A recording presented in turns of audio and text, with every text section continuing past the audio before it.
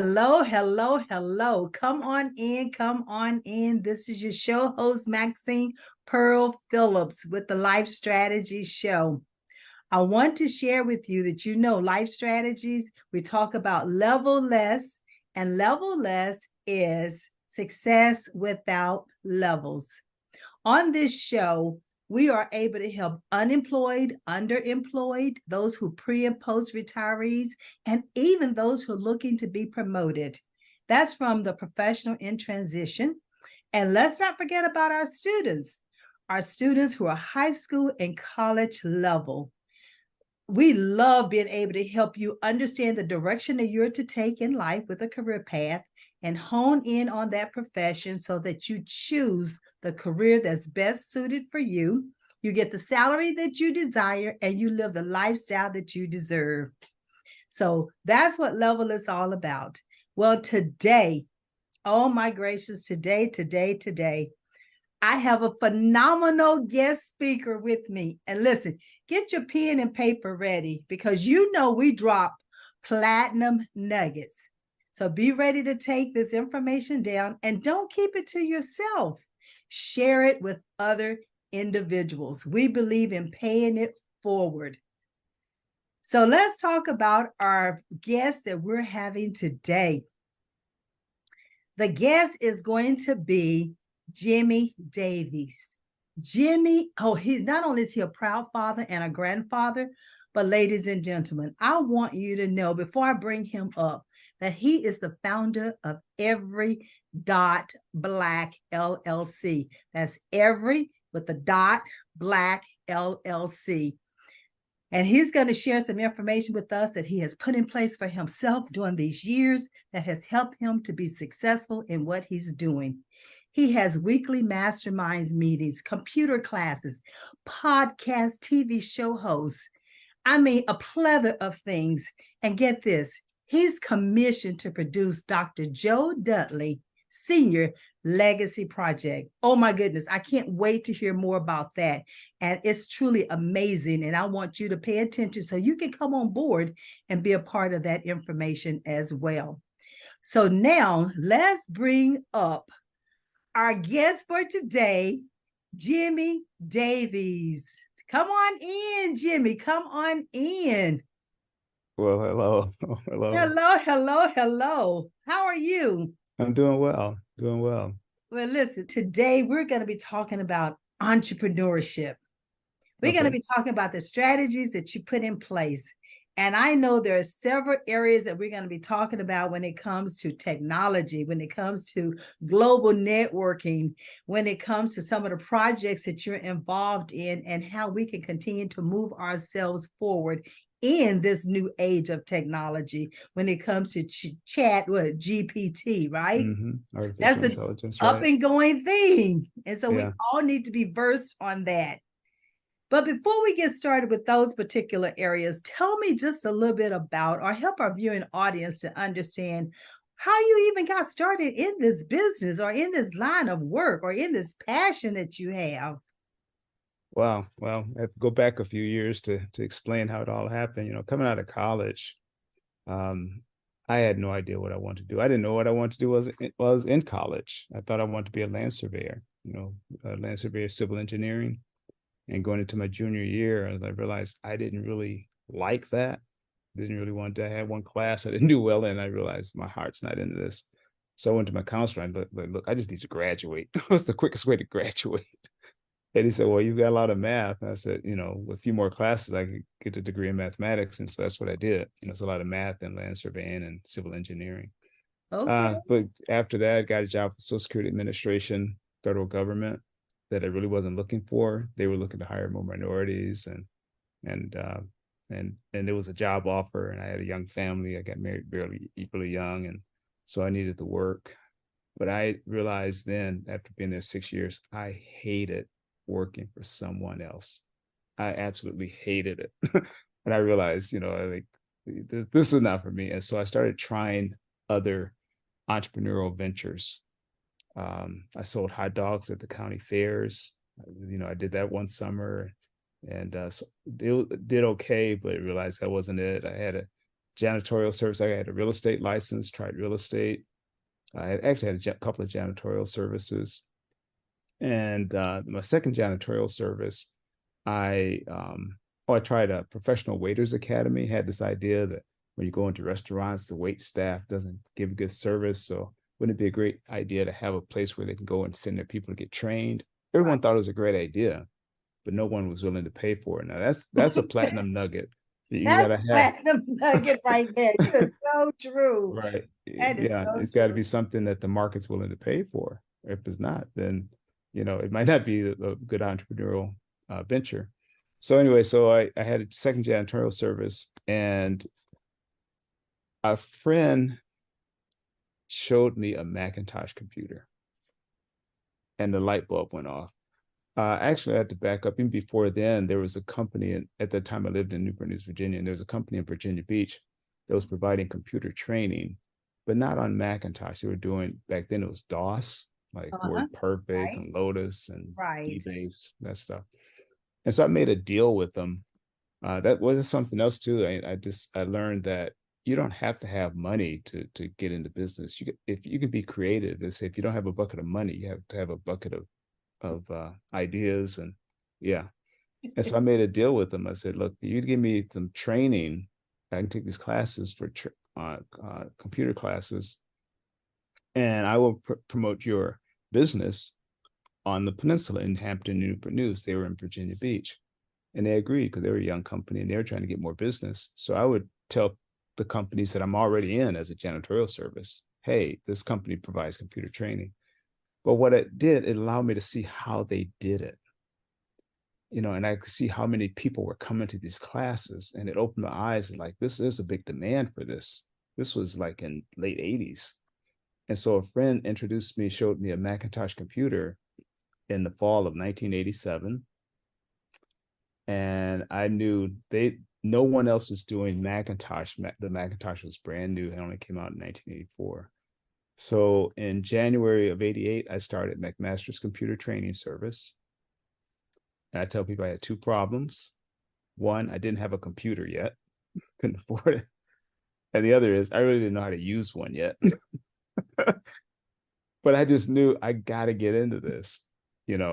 And so I would buy the books. I could afford the books. I bought the books to learn how to use the software. And from that, when someone would hire me, I would learn on their computer because I've already read the books as to what it should do. Right. And I would drum up business. And I had a couple other people, Dan Perret and Susie Parker. Dan was a scientist at NASA, but he loved Macintosh computers. And Susie was an instructor. And so the three of us, I would drum up the business and they would help me with the training because they were more experienced with training and the computers. Within 6 months, though, I was doing it myself as well. And I tell people one of the first jobs we got was a 1-day job at NASA. We trained one secretary for 1 day, literally. And I went to the Army and said, we just did a training job for NASA. And they gave me Love it. Love. Okay, let me stop you right here. okay. Ladies and gentlemen, I want you to pay attention to these nuggets that's being dropped. The first one, no money. Use other person's computer to train them on it, and then have used what he's leveraging the person he trained with the next company to let them know who he just had as a client. So that's a platinum nugget right there in your entrepreneurship. How do you continue to scale your business? Yeah. Okay, continue. That was awesome. Well, that was like 80, 88, 89. And if you remember back then, there was a lot of software coming out. A lot. Yeah. And no one knew how to use anything, PowerPoint or Photoshop, Illustrator. No one knew how to use any of that. And so that Army job really kind of got me going because they would call me every 3 months or so because they had new people coming in all the time. Right. And I kept going back. And then I started offering computer classes for people in the area. I was able to get a small office. with one of my mentors. I cleaned his office as janitorial service, and he had a spare office, and we made a deal. So I cleaned his office. I cleaned the entire building. He gave me a free office by cleaning the building. Bartering, Uh, bartering. and that allowed me to move from janitorial to computers. So I was still doing janitorial service for a while. But the other thing I did, I took a job at Computerland, which I don't even think they're in business anymore, to sell computers because I just wanted to be around them to get to know more about them. Right. So I sold computers for about a year just to learn about them. They sold Macs and PCs. Um, and it took about a year and a half before I started getting enough computer training business where I didn't need the janitorial service. I didn't need to be working at Computerland. And then it began to just mushroom, literally. I did I just saw the demand, the need, and so I held a computer workshop in Virginia Beach for a week just to see, would people sign up, and they did. They signed up, and so then I said, well, let me try other cities throughout the state of Virginia. So I went to Richmond, I went to Danville, Fredericksburg. I don't know. I started going around the state providing computer training, and every place I went, people were looking for. And I only specialized in Macintosh training too. And here's another platinum nugget for you. A lot of people told me, why Macintosh? Because they have the smaller portion of the market, right? Maybe 10% of the market, where most companies are PCs. But I was the only Macintosh training service. Bingo. And so I get all, and not only that, is I was not a threat to the PC training services. So they started referring me business. The PC companies, the Compaq or the Dell at the time, whatever, when their customers say, what about Mac? They say, go see Jimmy Davies. So it just kind of grew from there, is that even though I didn't have I wasn't serving the larger segment of the market, my niche was Macintosh training. In fact, the company name was Mac Masters. That's where I got that from, Mac Masters. Okay, nice. And so we had just about all of the Mac training in the Newport News, Virginia area, Newport News, Hampton area, Tidewater, Newport News, Hampton Roads, all that area. And if there's a lot of military in that area. Right, right, right. So over the years, I've trained literally every branch of the military. You name it, from Coast Guard, Army Corps of Engineers, Air Force, Marines, but started with the Army. Right. And then I did go back to NASA on a 2-year stint teaching people in NASA how to use software. So I just go a little further, because I don't know you got to stop me. But so then about 3 to 4 years in, I realized this is like big, so I went to the library at the time to see, well, where, because then to look in the phone books. Right. Internet wasn't big then. So look in the phone books, and there was no training services well, there were in Atlanta or DC, Philadelphia, that type, but there was no one in Raleigh, Durham, North Carolina. There was no one in Greenville. There was no one in Charleston, South Carolina, or Savannah, Georgia. So I wanted to see if I could expand in those cities.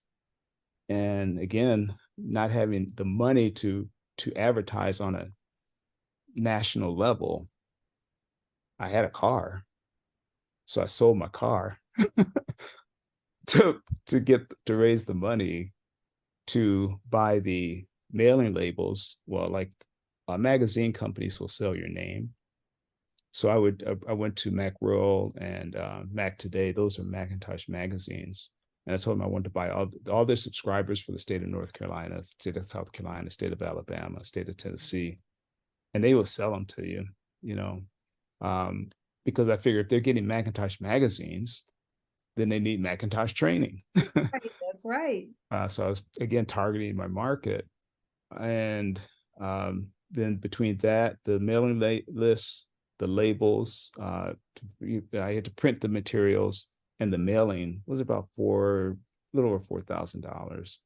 And so that's why I sold my car to raise the money to do this mailing. The other thing I wanted to make sure I did is I didn't want to just try one city. I would try 5 cities at a time to spread the risk, right?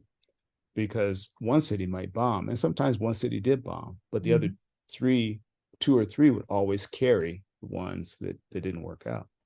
Yeah. And before I knew it, I'm servicing 30 cities in 8 states. I love the word that you use, risk. Yeah. Yeah, but you knew your risk, and Yeah. you had a plan A and you had a plan B, Yeah. because you had the backup. When you put it out in 5 cities, if one city bombed, you had the other 4 that could carry you. And that's exactly what happened. Yeah. And as entrepreneurs, we have to think that way. We have a plan A and we have a plan B. So we still have to think that way. And parents, you need to think that way when it comes to your students. When you're preparing them for becoming adults, you need to think that way too. Yes, you do have a plan A, and someone want to be sports oriented and go into the different professionals, but not everyone is going to get there. So what's the plan B?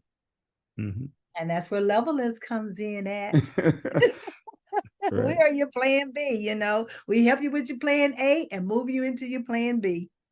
All right. So with this, the cities that you targeted, and so what was that was one strategy that you used as a backup plan, which was phenomenal. So what was another strategy that you used along the way in order to continue to scale your business? Well, a couple of things. Once I started going to cities, you start realizing where the need was. For example, Charleston, South Carolina. They have an Air Force base there in North Charleston. And before I know it, I'm going to Charleston, South Carolina on a regular basis. Okay. Charleston, West Virginia was just the opposite. If you've ever been to Charleston, West Virginia, well, I shouldn't talk about the. Don't talk about that, because that's the county seat of West Virginia. Yeah. So West Virginian. Right. Well, anyway, let's just say that the demand wasn't as high as it was. Right. Exactly. There you go. Nicely put. Yeah, but some places I ended up Macon, Georgia, turned out to be a great place. I wouldn't have thought Macon, Georgia. There was a small town, because what would happen was that sometimes I'd go to these places, and then before I know it, I'm going to the corporate office to train people. I was in Macon, Georgia to do a training job, and there was some of the people from Fitzgerald, Georgia, small town, but they created Delco auto parts. And so they brought me into Fitzgerald, Georgia for a whole week just to train people on software, using software. Same thing happened in Waynesboro, Virginia. There's a big DuPont plant there in Waynesboro. And we were there for I say we, but at the time I had to hire other people to help me with the training. We were there for I think we were there about 6 weeks. Wow. Just training people on how to use software. And then again, I went back to NASA on a larger deal, and I was there for NASA for about 2 years, teaching people how to use software. And this was NASA at Langley in Hampton, Virginia. Okay. NASA's got other facilities around the country, but we were in Langley, Virginia. Not Langley, but NASA Langley in Hampton, Virginia. Not to be confused with Langley, Virginia. Well, I'm hearing you share all this great information with us and these platinum nuggets. It's that pay attention, be intentional, don't self-eliminate. So when you think a talent is not going to be productive, all it takes is that someone to see what you offer, and they can take you to different other places, and that still exists today. So don't ever exclude anyone, and especially don't ever exclude yourself from the possibilities. Yeah, you're right. And you're right, because life is funny. You never know where it's coming next. I say, but you have to take that initial step. If you don't take that step, you won't know. If I hadn't tried Macon, Georgia, I wouldn't have known about Fitzgerald, Georgia. So, so you have to take those steps. But then the other thing I realized is that, well, 2 things. One, I started seeing things some bothered me and some didn't. But one thing I realized is that one, I'm not seeing people of color in the classes, Okay. you know, and that when I look back on it, that really was the impetus for Every Dot Black, you know. The other thing is that because the technology was so new, there was no organization for Macintosh trainers. Okay. So I started one Look at called the National Association of Macintosh Trainers, NAMT. And I just put the word out, hey, would anyone out there like to start an organization for Macintosh trainers? Because there one didn't exist.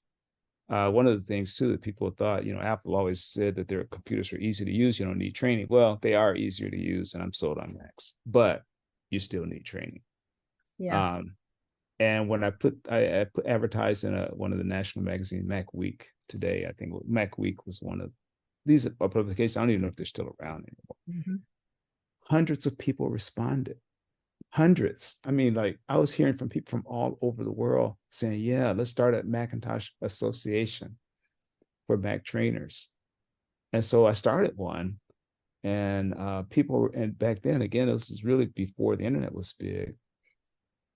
So we started, and we actually had a one annual conference, or one annual conference in Florida. We went to in Orlando, where Disney, you know, we thought that'd be a great place, and we all met up. But it didn't last. I think a couple of reasons. The Mac training scene was changing. The demand was beginning to change. What I mean by that, during the 90s, was a strong demand, but I could see that it was beginning to taper off. You said Plan B. Right. And because then the community colleges were beginning to offer classes, you know. Okay. And in fact, when the community colleges in the Hampton, Virginia area started offering classes, they came to me to teach the classes and a few other of my computer friends, because they didn't have, their professors didn't know how to use the software themselves. Wow. So they made us adjunct instructors. So I taught at Thomas Nelson Community College and Chesapeake Community College in Virginia, evening classes on how to use Macintosh software. But the other thing is that I realized too, I couldn't keep up with all the software. It was all coming out so fast every year, new versions of everything. And so I started, and by this time too, I had, I don't know, classrooms full of Macs by this time, in the office and space in Newport News, Virginia as well. But the new versions demanded new software, demanded new hardware. And so I realized FileMaker is a database program for Mhm. database development. People don't realize that we use databases every day, but they don't really understand. Most people don't really understand what a database is. When you Right. go get your car worked on, someone pulls up your whole history of your car. That's a database system. Database. Yep.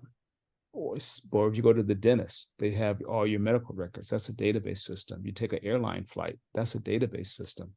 Someone had to create those systems to manage all that data. Now, I'm not talking about the people that enter in the data. I'm talking about the people that created the system that the data goes into, Right. right? And so I was teaching FileMaker on how to create your database system. Wow. And so companies would come to me and then they would say, you know, there's a lot to this. Can you just create the database for us? And so I did one for Hampton University. They wanted a database system to manage the abilities of all their professors, so that when a grant comes up, they can just go into the database system and see, can we apply for this grant based on the professors we have on campus? So kind of match that up. So a grant would come up saying they need expertise in psychology or whatever it was. And Right. so they would just type in the needs, and then it would automatically generate a list of the people that we have on campus to fill the need. Then I did another database system for a company called Right Minds out of, well, before that, it was uh, a company out of Williamsburg, Virginia. They created ornaments. I hope I'm not boring you. I get excited about You things. know what I'm sitting up here hearing, because you started out talking about how you fell in love with the Mac, right? Mm-hmm. Mm-hmm. And because I mean it was like a light bulb went on. It Mm-hmm. was like a kid in the candy store. Yeah, really. And so that lends itself to me from the aspect of levelers when we're talking about helping individuals to understand their everyday natural abilities and strengths that no one had to teach it to you. So, Right. see, no one had to teach this to you. It Yeah. was already a part of who you are from your core. You discovered it Yeah. at an Exactly. earlier age. But think about how many other kids or other people or other adults who have not yet discovered this about themselves, and they're still unsure if they're in the right profession or going in the right direction for a career path. I love what you're saying as far as you took what you already have a gift for, what you're naturally gifted at, and now you have evolved. Yeah. Has been And a continual evolution and a continual transformation. yeah. And now you're Absolutely. helping others.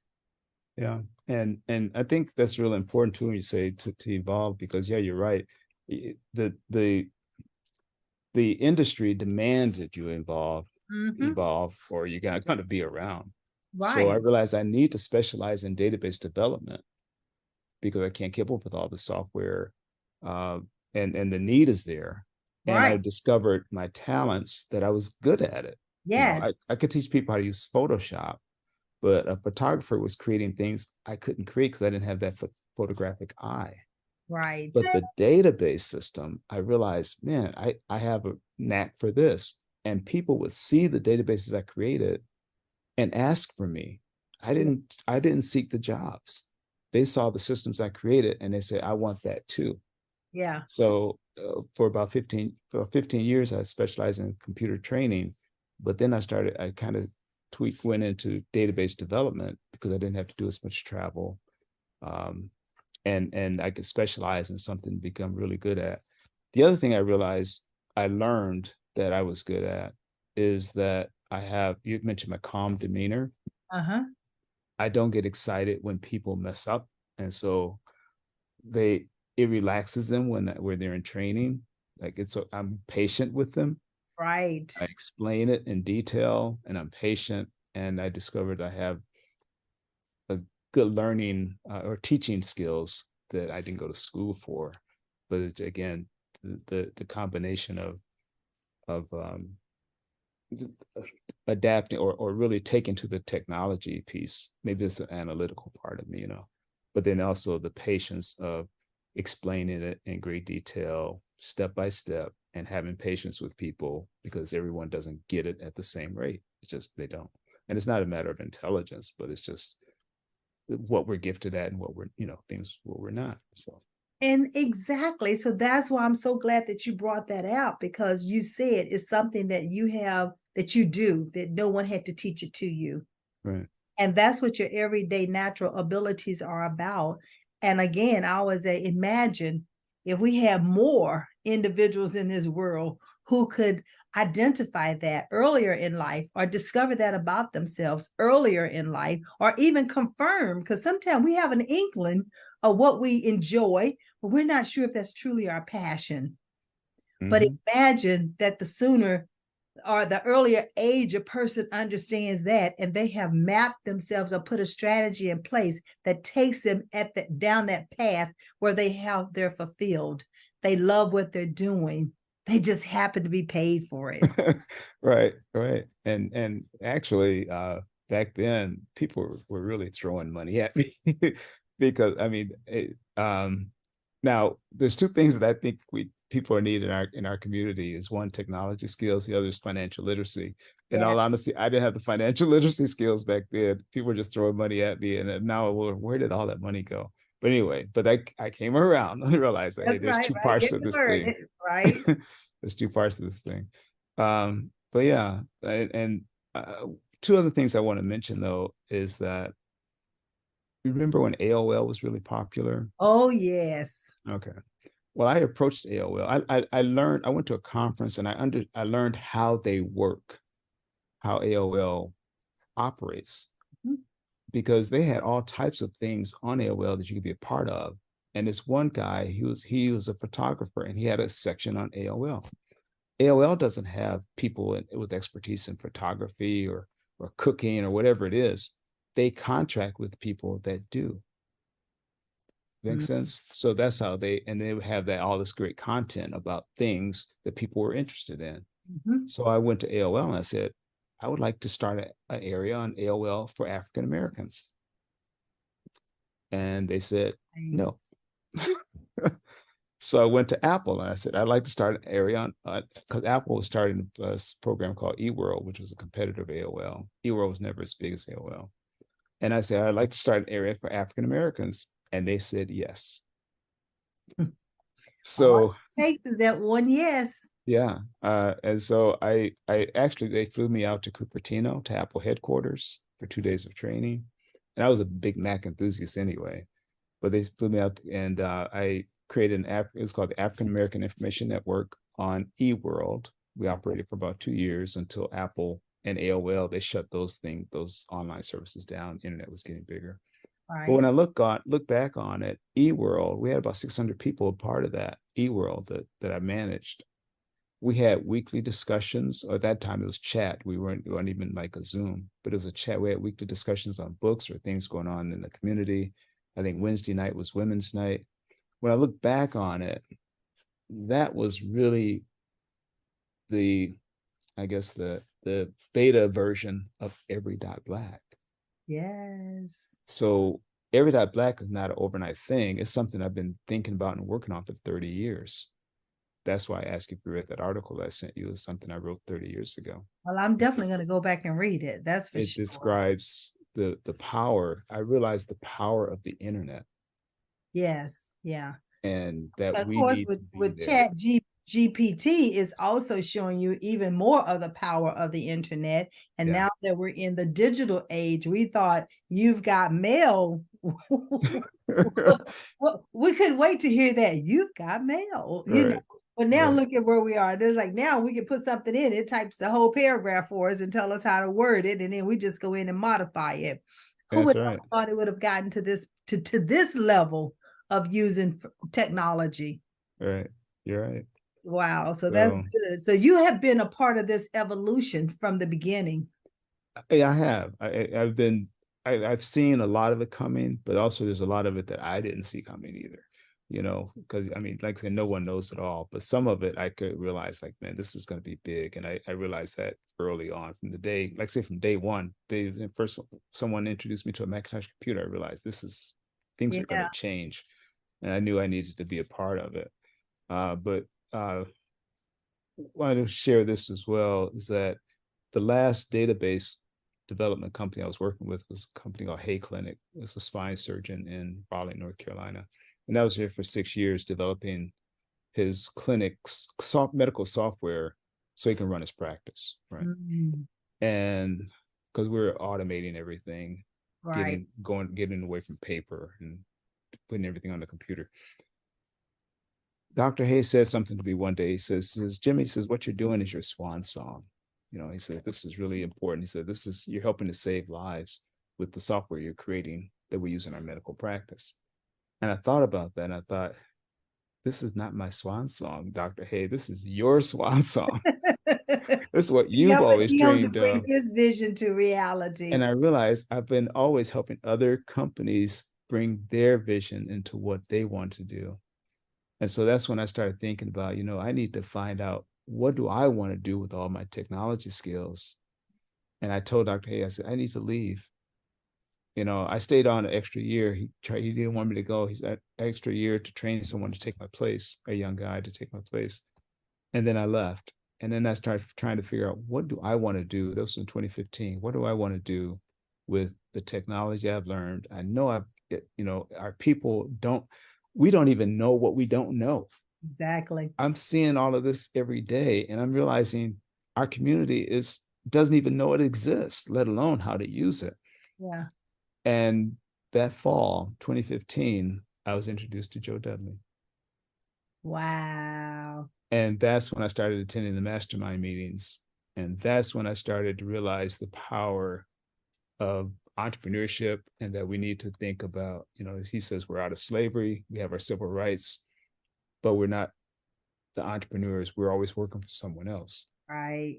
And that's when the light bulb, like technology, computer skills, entrepreneurship. I've been an entrepreneur And that's in January of 2018 is when we officially launched Every Dot Black. But I Wow. attended those meetings for a couple of years at Mr. Dudley's house every week. I traveled from Durham to Kernersville every week, sometimes twice a week, got to know him well, to the point where he trusts me now to document his legacy. And not only trust So, you, but you are commissioned yeah, yeah, and the producer. yeah. And so we've created a lot of we're preserving his content. Basically, he's been saving his content and telling his story. So there's some talk about a movie or a real documentary, and whoever does it, we've already done the research. We know the story better than anyone now.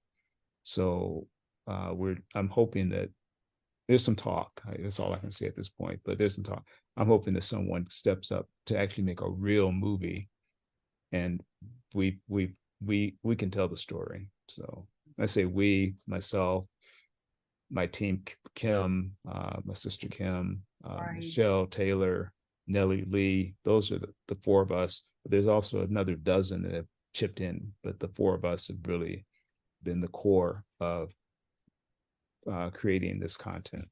Well, just tell the viewing audience just a snippet of who Dr. Dudley, Joe Dudley, is and what he has done without giving them the whole shebang, so that they can have Sure. at least a little premise of what you're talking about. Sure. Yeah. When I speak of Joe Dudley, I'm talking about the co-founder of Dudley Hair Care Products, Right. Dudley Products. They have over 400 products they've created now. The daughter now runs the company, but he and his wife, he started literally with $10 and created a company, bringing in over 35 million a year. At his peak, he had over 600 employees. Um, but along the way, he always had these meetings, these weekly meetings, mastermind meetings. It didn't matter what kind of business you had. He always promoted self-reliance and entrepreneurship, Mm. and that you can do it. If you believe in yourself, you're willing to work hard, whatever your goals are, you can achieve it. Yeah. And so going to these meetings, it opened my eyes. I've never worked for a computer. I mean, a hair care company, or I never worked for the company at all.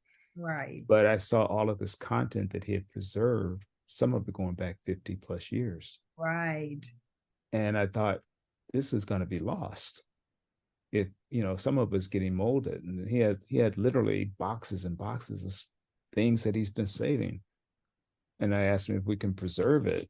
And he agreed.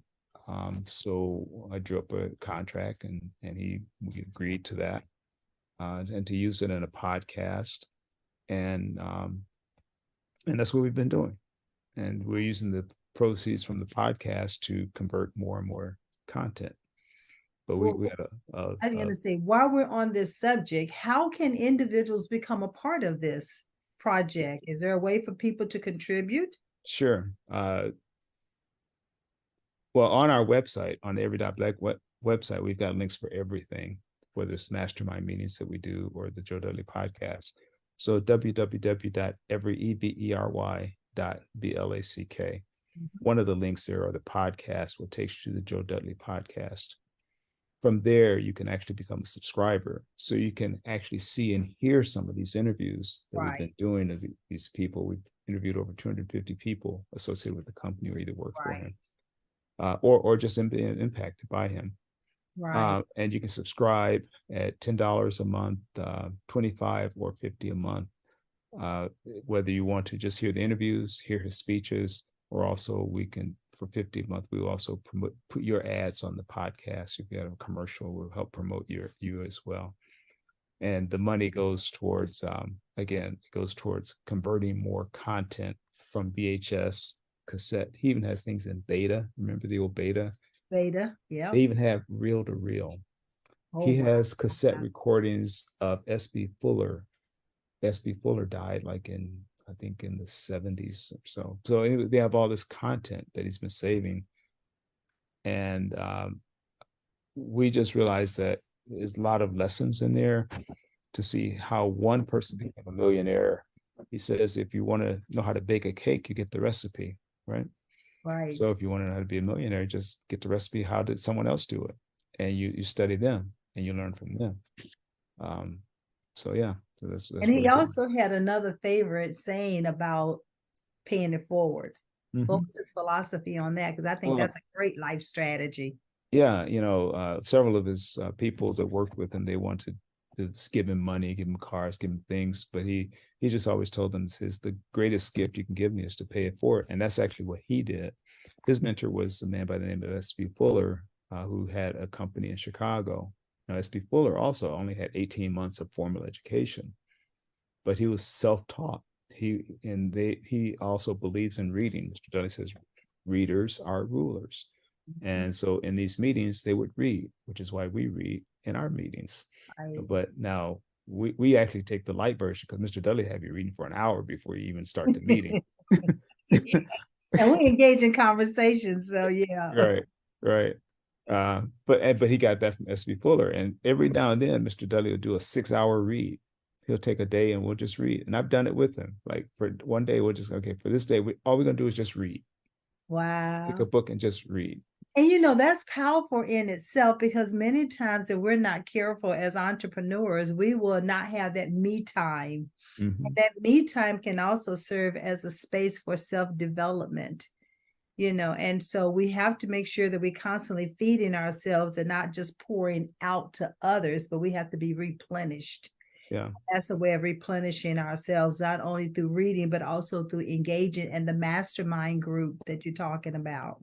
Well, they say, yeah, you're not going to change, or you will change based on the people you meet, who you associate with, and the books you read. Mm-hmm. So if you're reading and engaging with people, like-minded people, instead of the people you engage with, because you don't want to be with the wrong crowd. Exactly. Make Let's it say positive. if you want to, you know, fly with the eagles, you can't hang out with the turkeys. So Right. one of those things. Because they might not even leave the ground and you ready to take Exactly. flight and them and soar, we're ready to Right. soar. So Right. having given us all of this great information, Every Dot Black, give us a little bit about your vision and your mission for Every Dot Black. Well, I just realized, that people of African descent. At first I used to say African Americans, but I realized it's people of African descent all over the world.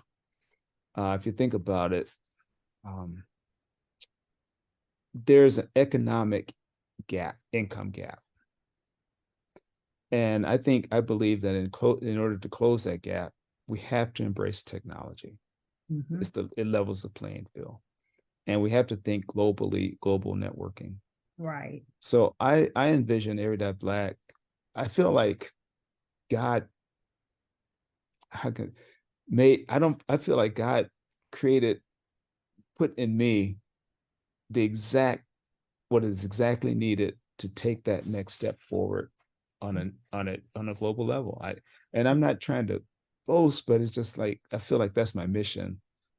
I don't know of anyone else that has 30 plus years of experience with technology. And I say I'm old enough to remember the civil rights movement, but young enough to get engaged in this technology. Um, I lived in Africa for a while, so I've been there, and I just remember that. So I'm just thinking that with the use of technology, we can teach people around the world how to use it Right. and promote entrepreneurship. The same lessons that S.B. Fuller and Joe Dudley preached, but they didn't have the opportunity to do it on Zoom and reach people around the world. They met in a room for 40 years. We're meeting on the global stage, since the 28, well, actually, since COVID, Right. because at first we we're meeting in a room, but then when COVID happened, we went virtual like everyone else. And now we're literally bringing in people from the Caribbean. We're bringing in people from Africa. We're Right. bringing in people from Europe, uh, from South America, so we actually had an official group now, Every Dot Black Caribbean, that's been up and running for a year and a half, and we had Every Dot Black Africa, who we got to restart. Our leader in Africa, she had some health issues, and so she wasn't able to continue. But we're going to be restarting Every Dot Black Africa as well. So I envision Every Dot Black as teaching people around the world how to use technology to help them with their businesses, and then also networking, because what's happening is that by coming on Zoom on a regular basis, on a weekly basis, I see our members are bonding with each other and Yes. partnering with each other. Just last night, one of our members in the Caribbean in St. Lucia was telling us about a thunderstorm that came through and wiped out his crop. He's a farmer. Yes. Yes. Today, I noticed that some of our members have already made a contribution to him to help him get started, get going again. I know. I didn't even ask for it. He told the story, and at the end of the meeting, I didn't even know what happened. But because we're connected globally, someone here in the States has already reached out to him to help him restart his crops, to help him get going again, because of the hurricane or the bad weather. I don't know what it was, but bad weather wiped out their crops in St. Lucia. Jimmy, there are many individuals who have groups, and we already know this, right? And many proclaim that they do it from a community perspective. But when you hear this type of interaction without having to ask, then you know it's a community. Yeah. It's a community of like-minded people. It's a community of that servant leadership. It's a community of being able to give back and helping others to continue to move forward. Because other than that, his whole crop being destroyed could have caused him to stop. Mm-hmm. Not to move forward, because that's what his livelihood, that's life, that's survival, right. That's his family eating and moving forward. But yet and still, you have a community here, and no amount is too small. Mm-hmm. That once you give, it stretches. I always turn a penny into a dime. Right. When others give. And so I admire that about Every Dot Black. And when I became a member, I see it often. I don't just see it every now and then, which makes a big difference. I don't see it where people want you to give, but they're not willing to give you. Mm-hmm. It's reciprocated. It's back and forth, and it's done without having to ask. People see the need and they step forward and do it. Yeah, and that is very rewarding. Like when I see that happen, when I see the bonds being made, the connections being made, especially when it's across the water, there's been a number of instances where our members are partnering up on different things to do different things. Some of our members put together they did a great job putting together a health fair.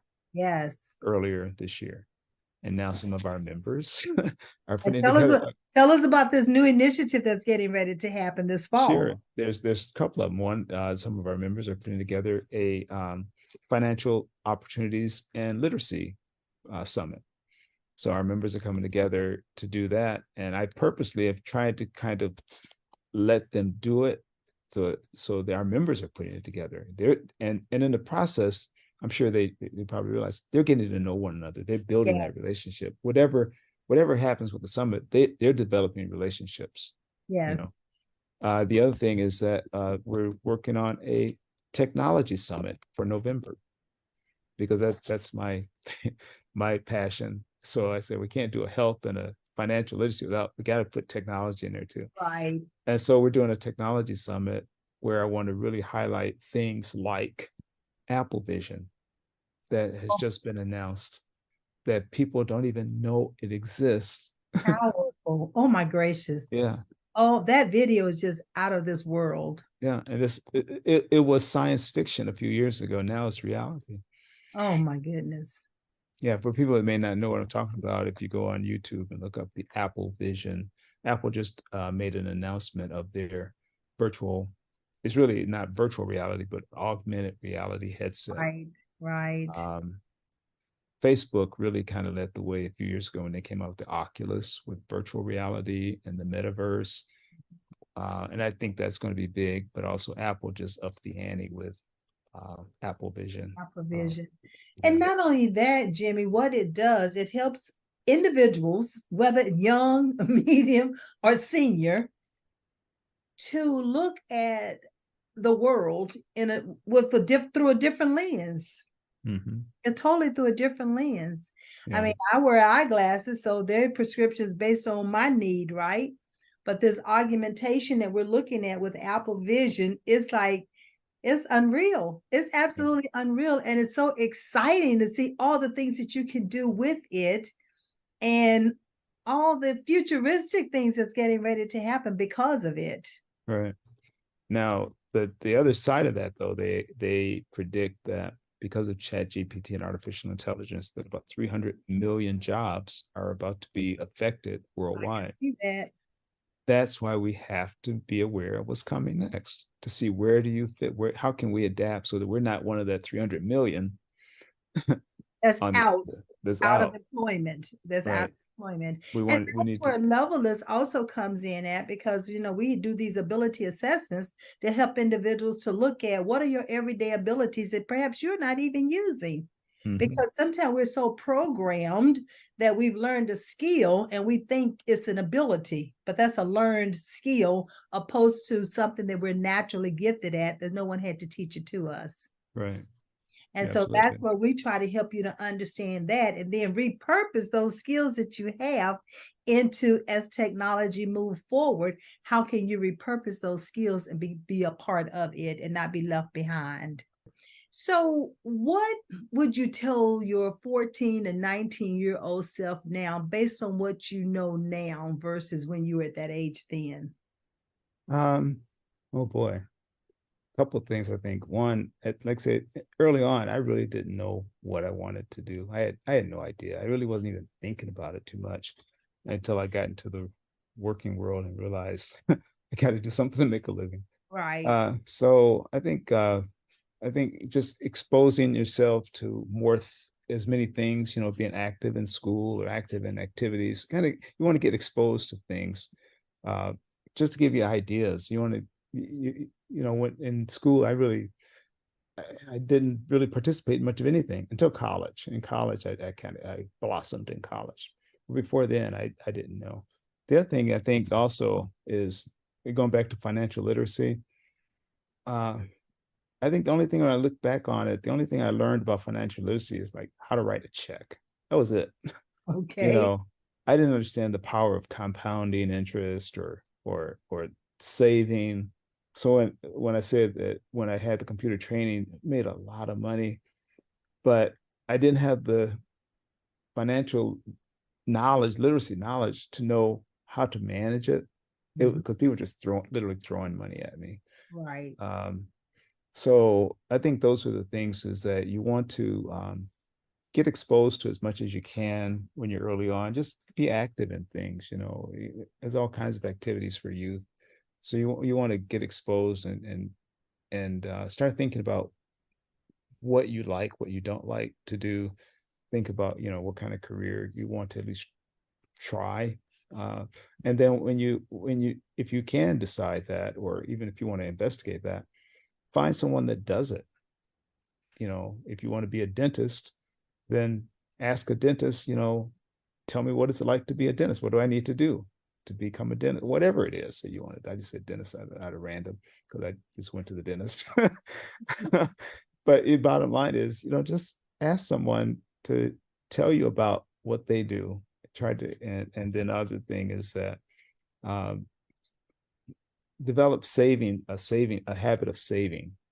You know, uh, and again, you have to just self-educate yourself if necessary. If that's Right. the if Right. necessary, you got to reach out to people. There's lots of people out there, no matter what it is you want to do. There's a lot of people that are willing to help, but you got to reach out to folks. Yeah. Yeah, that's one of the reasons why I always share about the ability assessment, because ability assessment has not always been here. A lot of people do personality assessments or career assessment, but I use an ability assessment so that they understand the abilities that they were born with. Yeah. Then how do you map that into a career or into the profession that match what your true abilities are? Right. That way, you know if it's going to be dental, if it's going to be medical, if it's going to be scientific, if it's going to be engineering, if it's going to be accountant, or is it that you're going to be employed by someone? Is that a Right. better fit for you? Right. Or is becoming an entrepreneur, like what you just talked about? You realized early on you did not want to work for someone. Right. Yeah. And so you took you had a totally different mindset. And then there are individuals who like, I could care less about doing all this on my own. Let me work for someone else and let them give me the paycheck. And Hmm. then I live accordingly. But even with that, Jimmy, they still need to understand, how do you help those organizations to understand the value that you're adding to their organization? So there is still an art, and many times you need a coach, a career Oh, coach, definitely. that's going to be able to help you do that.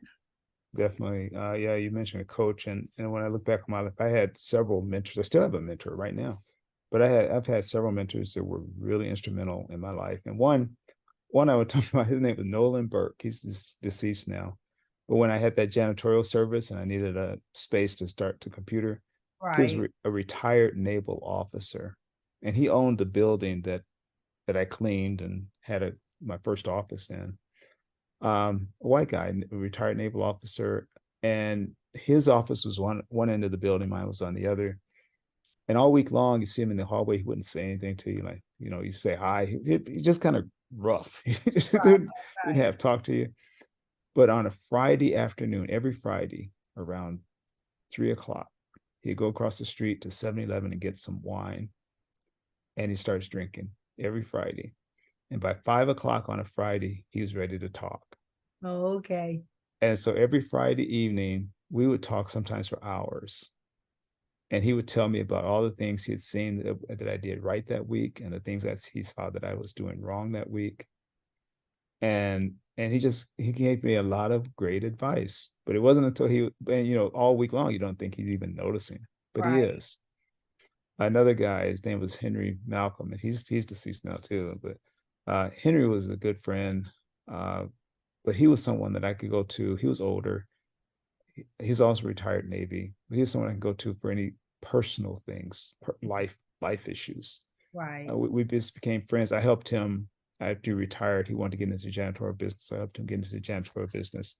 But then he also was just someone I could just go to about anything. Anything. You know, and then the Oh, one I do have to mention, I mentioned Joe Doug, but I also need to mention Lafayette Jones, who mentors me today. oh, good. Lafayette Jones was vice president of Johnny Johnson for marketing of Jet and Ebony magazine. Right. He was vice president of George Johnson with Johnson Products for Afro Sheen and Ultra Right. Sheen. Right. He was Orville Redenbacher popcorn. So he's done a lot of national marketing campaigns for 40 plus years, he and his wife. So Wow. he has done a lot of mentoring with us on how to refine the mastermind meetings, how to go after more computer training for the members of Every Dot Black. So a lot of the things that you see that we do, some of them are his suggestions. One of the things that I learned about him that I didn't realize, on your microwave, there's a popcorn button. You hit the button that says popcorn Right. because of Lafayette Jones. They were trying to sell more Orville Redenbacher popcorn. So they went to the manufacturers to say, we need a button on your microwave that says popcorn. And they did it. And now they all do it. But that was because of a suggestion from a Black man on national marketing. And he said when they first tried microwave popcorn, they couldn't get it right, or a Redenbacher, and the bags were catching on fire, Right. and they actually burned down a few homes. He said the Oh, microwave would catch on fire, the curtain would catch on fire, for no, the house is on fire. mm. And they were going to abandon microwave popcorn, but he told them, says, no, we've got to figure this out. This is the future. And of course I mean, yeah, of course they did. So yeah. yeah, I mean, that's what came to my mind was the timing of it. How many seconds did they put on it? How many minutes did they put on it? What are the Well, ingredients and how many ingredients? What is the bag content? exactly. The bags, whatever the bags they were using. If you notice now, they say this side up, Yes, yeah, you want to make sure you got the right side up, otherwise the whole thing might catch fire. So yeah. exactly, exactly. Oh my gracious. And that is a known Black history fact. Yeah. That is awesome. Yeah. So, this has been an awesome conversation, Jimmy. I knew a lot about you, but I've learned even more today.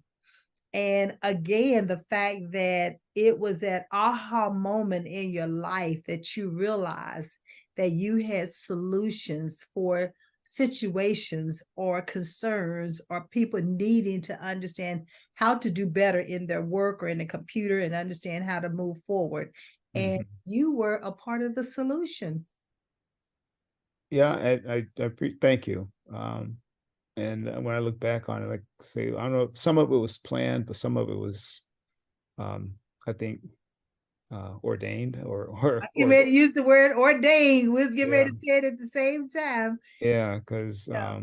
yeah, and even some of the things that I had the opportunity to do have, I can see how it's all led to the development of what we're doing today. The pieces from the past all contribute to what we're doing today, whether it's the African American Information Network on eWorld or creating the organization for Mac trainers, that just managing an organization, the computer technology training, all of that, has led to what we're doing today. And I think I know it's about to get much even larger. Yeah. Um, we've got some projects in the works that we're not at liberty to say it, but Right. it's about to get really big. And not only that, because we have what is called that servant heart, and we don't mind sharing and helping others move forward. There are enough people in this world for everyone to have a piece of the pie. Absolutely. You Yeah. don't have to worry about trying to keep it all to yourself, because once you're no longer here, it goes with you. That's right. That's right. I'm a firm believer. I tell everybody, I want to leave this world empty. I want to leave this I feel the same way. empty. I feel the same way. And so I feel like I'm not done yet.